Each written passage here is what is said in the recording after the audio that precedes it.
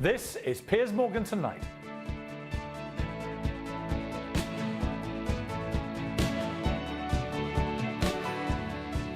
Good evening. The royal wedding, perhaps the wedding of the century, is just 2 weeks away.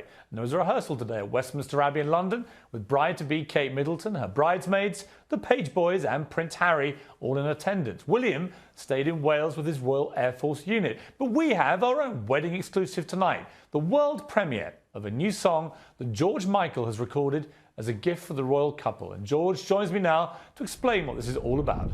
George, tell me all about this song. What gave you the idea for this? Well, it's actually very, well, the idea came to me last week, actually, about a week ago, that I should perhaps kind of express my happiness at this marriage in a way publicly. You know, it was a very beautiful summer's, well, it wasn't a summer's day, but it was an April day that just happened to be like summer here in London, and I was twittering and kind of got carried away and decided I was going to make them a new track, give everybody on Twitter and William and Kate a new track by Friday.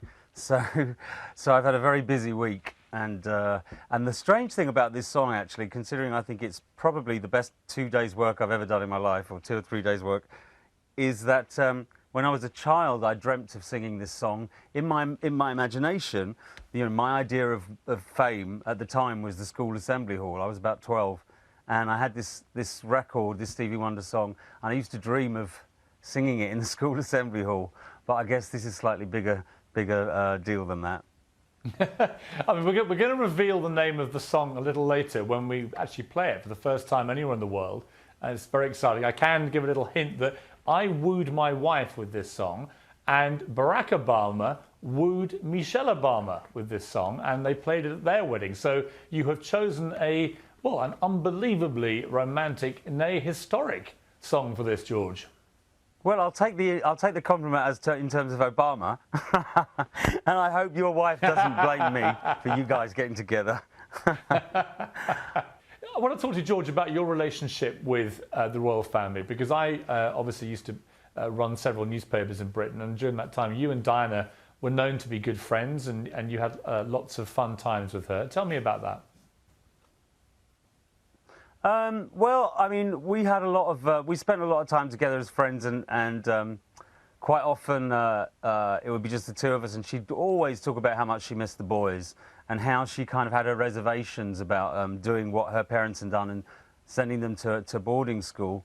But, you know, of course, they had it's not, you know, it's all very well that she loved to take them to places like Marks and Spencer's and make sure they queued and make sure they understood that other people were just as important as them.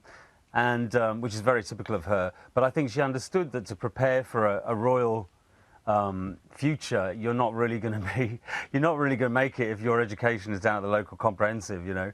So I think the whole boarding thing she found very difficult, but was absolutely, I think, a fantastic mother. And I think, you know, I don't think there's any doubt that Charles must have done a lot right in the years since she died, because how else would those two boys have survived so amazingly well?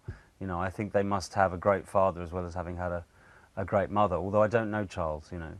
Yeah, I've met Charles a few times. I completely agree. I think that they've got bits of both their parents, and I think Charles and Diana, if she was looking down, would be very proud on the way they've turned out. What was interesting to me, George, was I remember, unless I'm mistaken, that you were once invited at one of these palace private functions to sing for Prince William, and you turned him down.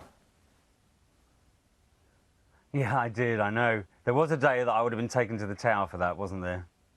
I told people on Twitter last week that I was going to the Tower, that it was, you know, first left to the lights after Morrison's, and over the bridge. And the thing is, it was a very, very awful thing to have to do, to say no to him, because he's such a lovely man, and he was such a lovely kid, you know. But the fact was, I was at a Christmas party that Diana invited me to at Kensington Palace, and the only other person I knew there was Elton. And William came up to me. The two of them came up to me, but William asked me, and he said, "Would it be okay if you sang a song and maybe Uncle Elton could play the piano?" And I just can't deal with singing in front of small crowds. So I had to say no, and it was, you know, it was excruciating. He was very polite about it, but I was thinking, I can't believe I've just said no to probably, you know, the future King of England. But I really was too embarrassed to sing in front of strangers, and you know. But I remember that. I remember that night very, very well. George, I mean, have you had any contact with the palace in relation to this song that you've done? Only through a mutual friend who gave me. I gave him the name of the song that I was going to sing, and asked him at least to run it by them, because if I was going to make a present, a wedding gift of it, I thought, you know, there's no point if it's a song they don't like. So I ran the song by them. And while I was doing the vocal the other day, I got a text from our mutual friend, who basically saying they love the song, and that they'd be happy for you to go ahead with it. So, and also the main thing about doing the song as a gift for them, it's not just a gift for them, it's a gift that they will be able to hopefully turn into many, many donations for the Royal Charity, the Royal Wedding Charity Fund.org. That is, you know, which is where they've asked people to give money rather than send presents of any description. I don't know if that includes all the people at the actual wedding. I don't know if they've given up their toasters and their, you know, their, you know, the wedding list, as it were. But it seems very generously that they have, yeah. So anyway, I would really like for any of my fans or anybody who really enjoys this track, if they're going to download it for free, which is absolutely what I want them to do, I would love them to go to Kate and William's charity site and make a donation. You know, if they're genuinely happy for these two people, which I think a lot of people are. You know. So George, obviously the whole world will be watching this wedding in a couple of weeks. What do you think it means for Britain and indeed for the royal family that they have such global attention? I think it. Well, there are two things about this wedding. I think one, it kind of reaffirms that people have no real intention of trying to get rid of them, which is great. And the other thing is, I think it really shows how romantic we still are. I mean, especially in such a dreadful time. You know, there's so many terrible things going on at the moment. So many people struggling in this country and many other countries. But the idea of 2 4-day holidays, because you have to understand, if you don't live in England, that we have 2 4-day holidays with 3 days of work in between, just about to happen in England, which has never happened, I think, Piers, in my history. What about you? What about you? No. Do you remember a time? Was there ever a time they did this? That. No. I think people are going to go crazy. I really do. Yeah. I can think of a lot of people who'll be taking 3 days off in a couple of weeks' time. Tell me, George, obviously you knew Diana better than many people. What do you think she would have made of Kate, who obviously she never got the chance to meet? I think she probably would have thought there was no woman good enough for her son, probably like most women, but I think she probably would have loved her, wouldn't she? Yeah, I think so. I think she seems a very sweet girl, doesn't she? Yeah, I think she seems very sweet, and she's also she's a cracker, isn't she? She's great looking. She's great looking. I think the boy done well. I didn't know you noticed things like that, George. Oh, of course not. Of course not. We're going to put at the end of the show the details of exactly how everyone watching and your fans back in England in particular can listen to the song and then hopefully make donations to the charity. It obviously means a lot to you that you've done this. I'm sure it will to William and Kate. I mean, what kind of message would you give to the pair of them on the big day when it comes up?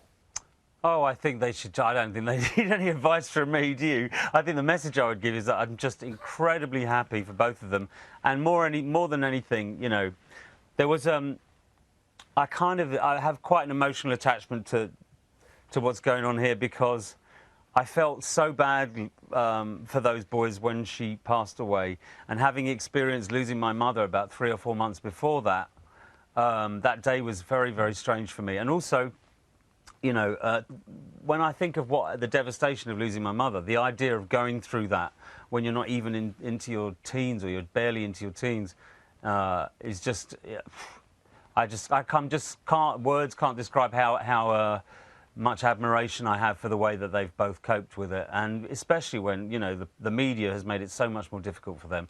I'm just incredibly happy for incredibly happy for William, incredibly happy for his partner, and I'm absolutely sure that Dinah would have loved the whole thing, you know. And I really hope that she would love this track. I have a feeling she would have done. She was a big fan, and she had a copy of Older, which is obviously an album about bereavement, about 4 or 5 months before it went out into the public eye, and she loved it. And I did once see a documentary where William was playing that album, which makes me think that he found it comforting, and it was an album about bereavement, so I was very touched by that. The whole thing has kind of different levels of meaning for me, and I'm just incredibly happy that they're letting me actually, you know, have some part of the benefit site, the charity site, you know, or at least they're letting me share some of the attention for this amazing day in a way to raise money, you know, which is great.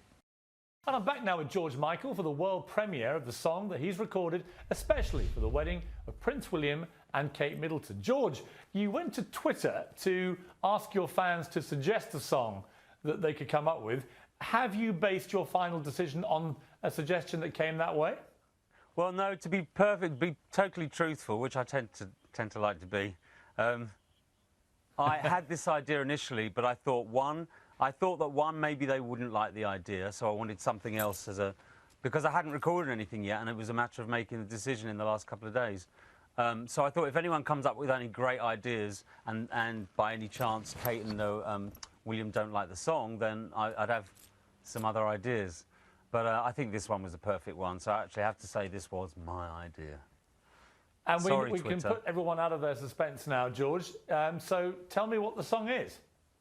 The song is called You and I. It was recorded in 1972 and written in 1972 by the wonderful Mr. Stevie Wonder, who has just this evening actually waived the rights until way after the wedding. So that's great. Great news. It's all free, so you can download it to your heart's content.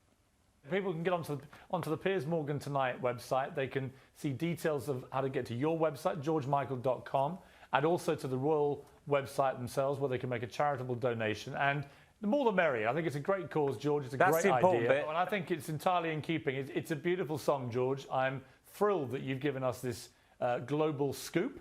And we are now going to play You and I by George Michael. Thank you very much, George. Here we are on earth together, it's you and I. God has made us for love, it's true.